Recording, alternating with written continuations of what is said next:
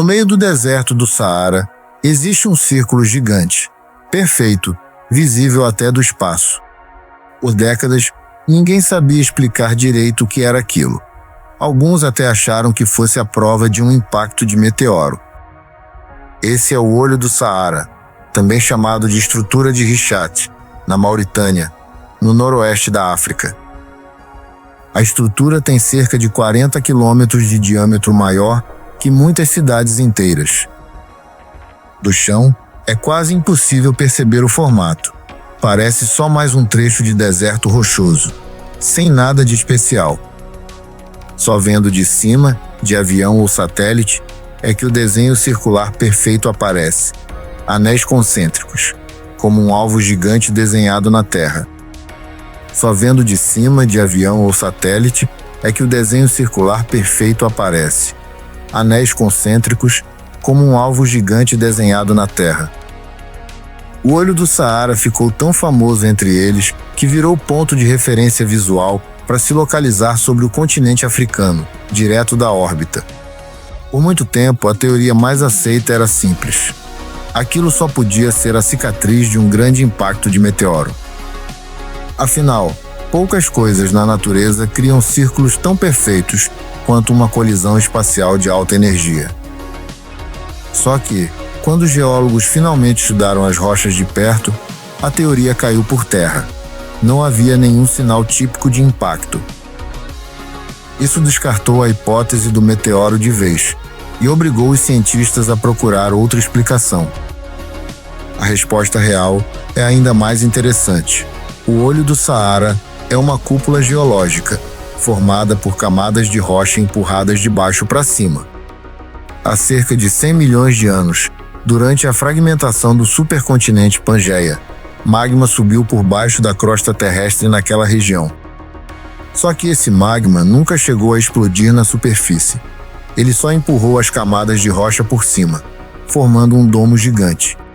Com o tempo, a erosão do vento e da água foi desgastando as camadas superiores desse domo, expondo as camadas internas, uma por uma. Cada tipo de rocha resiste à erosão de um jeito diferente. E é exatamente essa diferença que criou os anéis concêntricos que vemos hoje. É basicamente como descascar uma cebola gigante de pedra, camada por camada, ao longo de milhões de anos.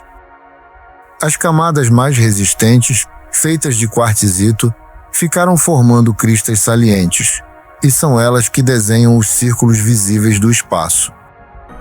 Já as camadas mais macias foram erodidas mais rápido, formando os vales entre um anel e outro.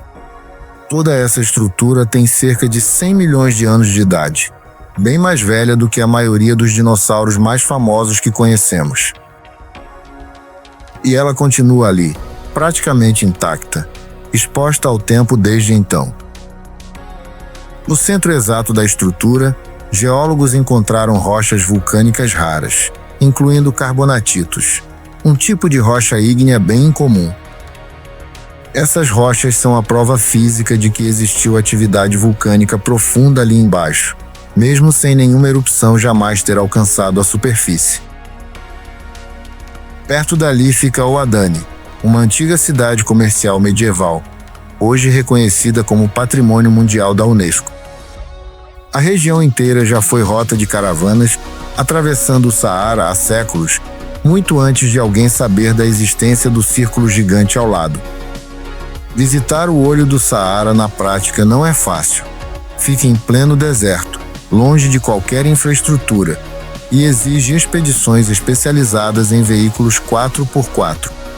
Mesmo assim, viajantes e geólogos amadores do mundo inteiro sonham em pisar ali, só para dizer que estiveram dentro de um círculo visível do espaço. Hoje, geólogos continuam estudando a estrutura, tentando entender detalhes de como o domo se formou e por que a erosão criou anéis tão simétricos. Cada nova pesquisa ajuda a entender melhor a história geológica dessa parte da África e até processos parecidos em outros lugares do planeta. Existem outras estruturas circulares geológicas ao redor do mundo, mas poucas com o tamanho e a simetria quase perfeita do Olho do Saara. É esse tamanho gigantesco, e essa regularidade quase artificial, que tornam esse lugar tão hipnotizante de se ver do alto. Curiosamente, muita gente só ficou sabendo da existência desse círculo através do Google Earth, décadas depois dos astronautas já conhecerem o lugar. Hoje, qualquer pessoa com internet pode sobrevoar o olho do Saara digitalmente, sem sair de casa. Mas nem toda formação estranha da natureza precisa ser vista do espaço para intrigar as pessoas. Algumas ficam bem na nossa altura. Do outro lado do mundo, existe uma floresta inteira, onde centenas de árvores nasceram todas tortas, exatamente do mesmo jeito. Estamos falando da Floresta Torta, na Polônia. Um pequeno bosque onde quase 400 pinheiros crescem com uma curva idêntica na base. E até hoje ninguém sabe, com certeza absoluta, por que isso aconteceu. O nome oficial é Krzywilash, que significa simplesmente floresta torta em polonês.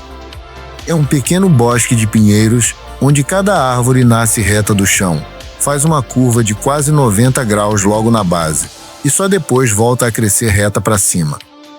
Essa floresta fica perto da cidade de Gryfino, no oeste da Polônia, próxima à fronteira com a Alemanha. São cerca de 400 pinheiros crescendo assim, todos dentro da mesma pequena área de floresta. O mais estranho não é só a curva em si, mas o fato de todas as árvores curvarem exatamente na mesma direção, como se tivessem recebido a mesma instrução. Depois da curva, cada tronco volta a crescer perfeitamente reto, subindo normalmente como qualquer pinheiro comum. Pelas estimativas dos anéis de crescimento, essas árvores foram plantadas por volta de 1930. E a curvatura provavelmente aconteceu ainda nos primeiros anos de vida das árvores, quando o tronco era jovem e flexível o suficiente para ser moldado. A teoria mais aceita é bem prática. Agricultores locais podem ter moldado essas árvores de propósito, prendendo os troncos jovens curvados por alguns anos. Madeira naturalmente curva é extremamente valiosa para certos usos. Construção de barcos, móveis com curvas estruturais, ou peças de arados agrícolas. Se essa teoria estiver certa, essas árvores teriam sido uma plantação inteira de matéria-prima especializada, só que a colheita nunca aconteceu. Outra teoria mais simples sugere que nevascas fortes e constantes poderiam ter curvado as árvores jovens repetidamente até fixarem esse formato. Só que essa explicação tem um problema. Dificilmente a neve produziria uma curva tão uniforme e na mesma direção em quase 400 árvores. Uma terceira teoria sugere que um tanque de guerra teria passado por cima das árvores jovens durante a Segunda Guerra Mundial, curvando todas de uma vez. Só que essa teoria não bate com as datas. Se as árvores foram plantadas por volta de 1930 e a curva já estava formada antes de 1939, um tanque não pode ser a explicação.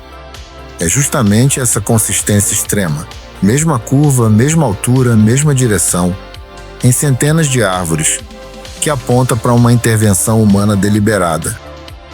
Fenômenos naturais aleatórios, como vento ou neve, raramente produzem um padrão tão controlado e uniforme. O problema é que nenhum documento da época sobreviveu explicando exatamente o que aconteceu ali, nem quem fez isso, nem por quê.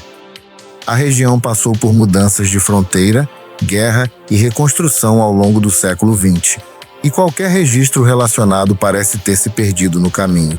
Hoje, a Floresta Torta virou um ponto turístico bastante procurado, atraindo visitantes do mundo inteiro curiosos para ver o fenômeno de perto. Fotógrafos adoram o lugar pela repetição visual hipnotizante. Fileira após fileira de troncos idênticos, todos curvados do mesmo jeito. Moldar árvores jovens para obter madeira curva não é uma prática exclusiva da Polônia. Várias culturas já usaram técnicas parecidas para construir cascos de navios. Isso reforça a ideia de que, se realmente foi intervenção humana, não seria nenhuma técnica inédita, só um caso raro que sobreviveu sem ser colhido. Pesquisadores florestais já estudaram os anéis de crescimento dos troncos, tentando confirmar em que momento da vida da árvore a curva foi induzida. Mesmo com essas análises, uma resposta 100% definitiva sobre o motivo exato continua sem confirmação oficial. É curioso notar que, assim como o olho do Saara, a floresta torta também engana os olhos. Parece ter sido desenhada de propósito. Um é geologia lenta trabalhando por 100 milhões de anos. O outro é, possivelmente, uma decisão humana esquecida há menos de 100 anos. As árvores da floresta torta continuam vivas e crescendo normalmente até hoje, o que significa que o mistério por trás delas também segue vivo. Autoridades florestais da região hoje protegem oficialmente essa pequena área, garantindo que as árvores continuem de pé pelas próximas décadas. No fim das contas, seja um círculo gigante visto do espaço ou uma fileira de troncos curvados na floresta, ainda existem respostas que a ciência não fechou por completo. Se essas duas histórias também pareciam um efeito especial para você, deixa aqui embaixo qual te deixou mais curioso: o círculo do deserto ou a floresta torta. E se inscreve, porque a lista de coisas impossíveis, mas reais, continua.